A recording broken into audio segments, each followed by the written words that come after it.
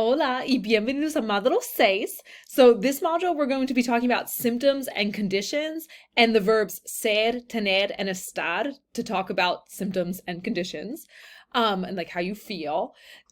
So under the readings, we have some information about the vocabulary and those verbs, as well as some articles to read. And there is a discussion board, and the initial post is due the first day of Module 6, so June 11th. So make sure that you get your initial post in, read those articles, and get your initial post in by June 11th.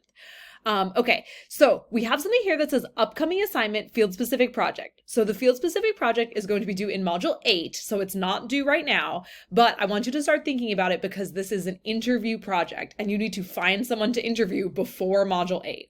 So you basically need to find someone who speaks English, who works in a healthcare facility, and you're going to ask that person, what do you do when you get patients who don't speak English? Okay, so you don't need to interview a Spanish speaker. You're going to interview an English speaker about what they do when patients come in that don't speak English.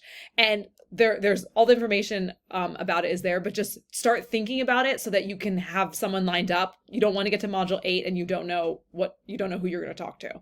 So again, anyone who works in any kind of healthcare facility, something that you want to go into. So if you're in dental hygiene, try to find a dental hygienist. And yeah, ask them, what do they do for patients that don't speak English? Okay, so then we have the homework packet, like always, speaking assignment, quiz, and like I said, that discussion board. The initial post is due June 11th, so make sure do that first.